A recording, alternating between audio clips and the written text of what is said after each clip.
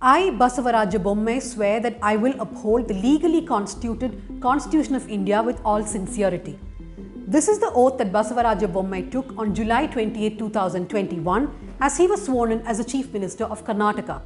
Basavaraj Bommai ಎಂಬ ಹೆಸರಿನ ನಾನು ಕಾನೂನಿನ ಮೂಲಕ ಸ್ಥಾಪಿತ ಭಾರತ ಸಂವಿಧಾನದ ವಿಷಯದಲ್ಲಿ ನಿಜವಾದ ಶ್ರದ್ಧೆ ಮತ್ತು ನಿಷ್ಠೆಯಿಂದ ಹೊಂದಿರುತ್ತೇನೆಂದು. And exactly a year later, on July 28, 2022, Bommai broke this oath as he visited the family of Praveen Nettaru, a BJP Yuva Morcha member who was killed in Dakshina Kannada. Now let's get this straight. Bommai visiting Praveen's family is not a problem. In fact, that family needs all the assurances that it can get from the government and the police. But who Bommai chose to ignore is the problem. And despite all the appeasement, the BJP continues to face anger, and this time not just from the opposition but from its own cadre in Karnataka. I am Dhanya Rajendran. I will tell you how a spate of communal killings in Karnataka has put the BJP in a tight spot. And after this, I will be interviewing Dr Vijayalakshmi Balakrishnan. She is a senior consultant at Kauvery Hospital in Chennai.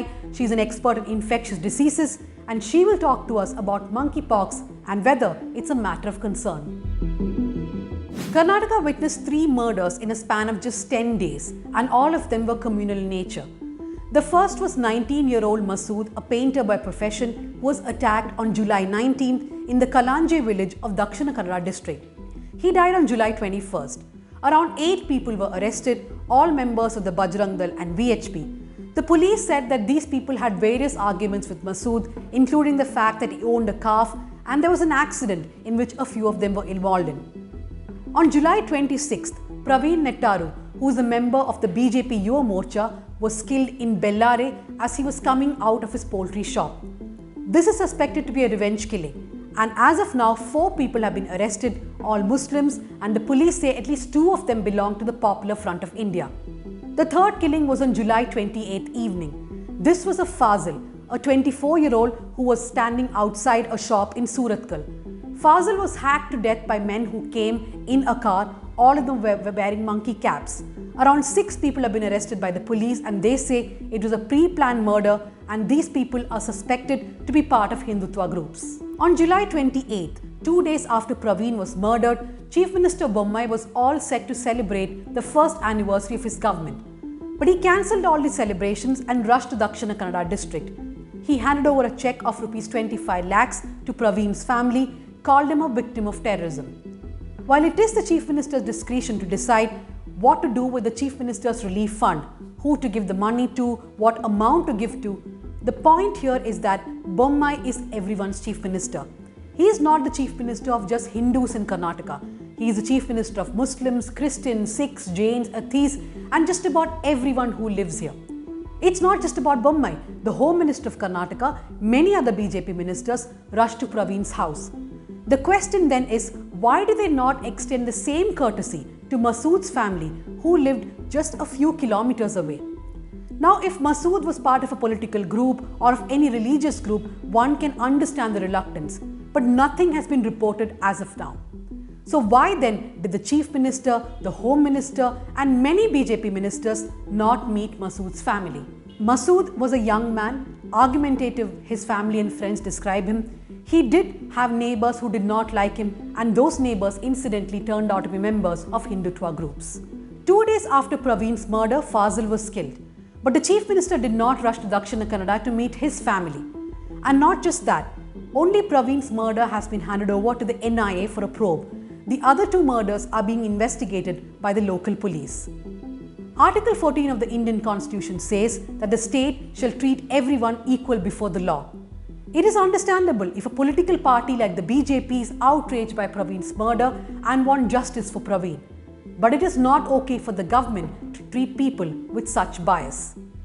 Stung by criticism and by various legal experts saying that he violated the Constitution, Chief Minister Bommai has now declared that he will go and meet Masood and Fazil's families.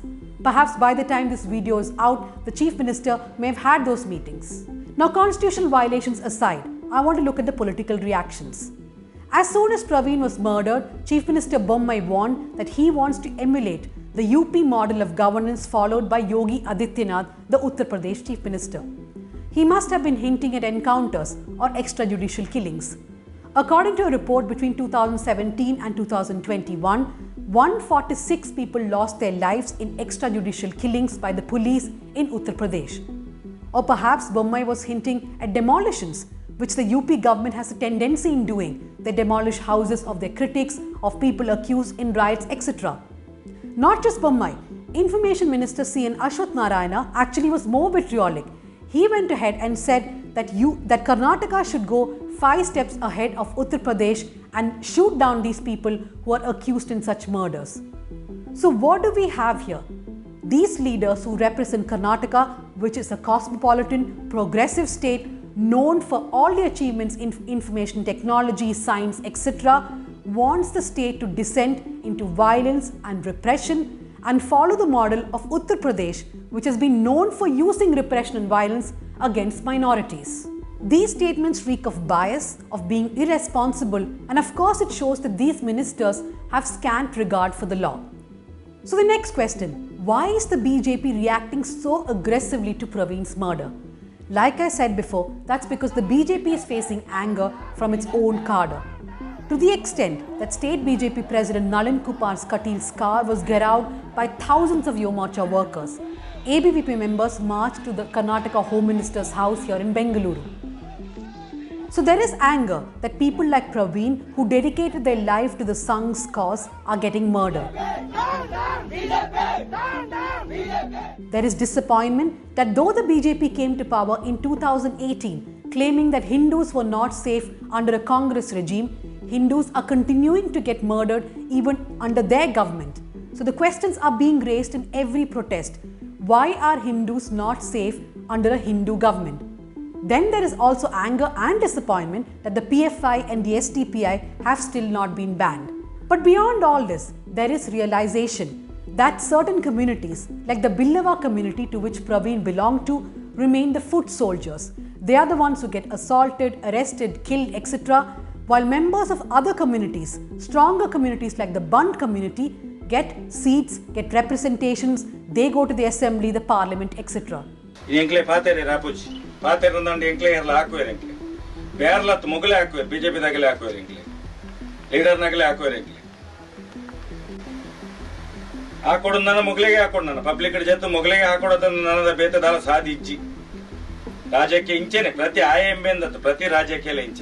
Like this VHP leader who was venting his ire on the BJP, there are many Hindutva groups who are unhappy with the party. I don't think that this is going to affect the BJP electorally much because there is no other party that these people would vote for.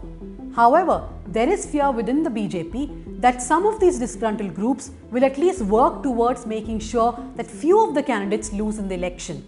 A few sources I spoke to in the BJP also say that Chief Minister Bommai has been warned of 2 things: that he could face legal trouble for violating the constitution, and that there will be political and civil resistance if he indeed tries to bring an Uttar Pradesh model to Karnataka. So the Chief Minister seems to have dialed down a bit. He now wants to visit Masood and Fazil's families, and the police are investigating all 3 cases actively and making arrests. So that's it about politics in Karnataka. Now we move on to the question that's haunting everyone: how serious is the problem of monkeypox? And joining me is Dr Vijayalakshmi Balakrishnan. Dr. Vijayalakshmi, thank you for speaking to the News Minute. I'll start with the very basics. How does monkeypox spread and how infectious is it? Monkeypox basically starts from it's usually in the animals. So it's a zoonotic viral infection. It stays with animals and generally causes problems with it. When there's an interface with human beings, sometimes it spreads to the human, but there is human-to-human transmission also. It is not very highly infectious. You need to have a very close contact, close skin-to-skin contact or a sexual contact or mucosal contact. It has to be a very close contact for it to spread from one person to another. So it is not as infectious as chickenpox or smallpox, but still it spreads from one person to another. The death of a young man in Kerala has obviously triggered some panic, but how concerned should people really be about monkeypox? See, encephalitis in monkeypox is relatively rare. It is documented to occur. talk about monkeypox, you should think of it as like an exanthematous fever, like the usual things like a chicken pox, measles. Though it is a different virus, it's similar to that. A very small proportion of them can have end organ involvement, one of which is encephalitis. We are still not very sure about what exactly happened to that guy. What we know is probably had some meningoencephalitis, and there was a report from UAE which raised the possibility of monkeypox. We are still in the uncertain terrain. It could still be a monkeypox encephalitis or something unrelated to. Nobody is very sure because he didn't have the skin manifestation, the common presentation of monkeypox. So at this point of time, let's reserve the judgment. Monkeypox is not a very fatal illness. It spreads from person to person. We are more concerned about the vulnerable group. When I'm talking about vulnerable group, patients who have got transplants, who have got uncontrolled diabetes, elderly, pregnant women, those kind of vulnerable group we are really concerned about. Otherwise, the mortality is relatively less. So what should these vulnerable groups watch out for? Basically, limit the exposure, because at this point of time, we really don't have enough numbers to even think about vaccination, etc. So what we know till now, especially in the European countries, majority of spread has been sexual mode. That's a real close contact. Africa, majority have been cohorts post close contacts of a person from the zoonotic spread. And then you have pockets of close contacts. So till now, we have not had a major outbreak just like that across the community. So if anybody has symptoms of an exanthematous fever, when I say exanthematous fever, fever followed by a rash. Again, it could be chicken pox, it could be measles, it could be hand, foot, and mouth. Please visit the doctor. The doctor will take a decision. If he feels it's classical chicken pox or measles, they will kind of say that. If there is a doubt, we will do the evaluation and test it. So if there is somebody like that in your family, even if it's going to be chicken pox or measles, you need to isolate yourself. You need to be separate. Make sure you follow that. Are these rashes any different from measles or chicken pox? The rashes are different from measles. Measles, you don't have really raised ones here. You have some flat rashes, and then it becomes some kind of vesicles. Vesicles is fluid-filled blisters over the body. And there are some differentiating factors from chickenpox. I really don't want the general public to go about it. It causes more confusion. So when you have these kind of small nodules which are fluid-filled on your body, meet a doctor. And if you have fever continuously followed by some rash, that's the time you need to meet a doctor. Don't even wait for this. So, for example, even chickenpox is infectious. At this point of time, we don't want a chickenpox outbreak to confuse everybody with monkeypox and chickenpox too. So, the doctor will be able to differentiate. And what about genome sequencing? I've been reading that the Kerala cases, the genome sequencing shows that it's a different strain from what was discovered in the UK. Yeah, see, ours is. So we have a lot of zoonotic diseases, and we are really not sure about the extent of diseases infrastructure we have. We do have few going around. So they seem to be a different clade. We're still not sure. It's too early a time to even decide whether we have an outbreak from abroad. It's totally a different clade. Whether the same clade exists across everywhere, Europe, UAE, Africa, we're still not sure. What we can at this point of time, the major epidemic strain was not there. Beyond that, we really don't have much of a data. In the Delhi case, for example, it's been reported that the man did not have any traveling history. So is that of concern? Definitely of a concern, because we are worried about a secondary spread. When I say primary spread, you come from abroad, you have it, and then you pick it up. Now, if it spreads from that person to another person, then you're worried because you know there is some transmission in the community. So obviously, any infectious disease we know from the COVID outbreak also. So people take it from outside and then spread it across to others. So that is a worrisome thing, because we know that it is there in the community. There are people here probably spread it to others, and we are picking them up. So my final question to you is, are you seeing more concerned people coming to you in your hospital? And the second is, we have spoken to you a lot during the pandemic, the COVID pandemic also. How do you think we can make disease surveillance better as far as monkeypox is concerned? First of all, if somebody has a symptom, meet the doctor. Second, doctors and institutions should start reporting them, because that's when you'll be able to pick out things. Patients have to visit the health structures, and health system will have to report it to the central team. The biggest problem in our country is it's so centralized. Even when COVID started, the biggest problem is only NIV had the capacity to pick it up. So we had a long lag period. Same thing has happened now too. So it's all in NIV. So first the local doctor has to decide it. He has to link with his local virology lab. I'm talking about the central government-based virology lab. They will have to agree. Then the sample has to go there. Then it has to go to NIV. It takes a lot of time. And till then, what to do with the patient, how to isolate it, how to make him, patients immediately panic. So that process, if it is kind of streamlined and decentralized, things will be much easier, because most of the bigger cities have the capacity to, find them out. All of them have good machineries in. So decentralization is probably going to help quite a bit. Okay, thank you very much, doctor. So you believe that decentralization will help. And if you have fever followed by rashes, do not be a home doctor. Just go to a hospital, go to a doctor and get yourself checked. That's what Dr. Vijayalakshmi is saying. Thank you very much, Dr. Vijayalakshmi. Thank you. Thank you.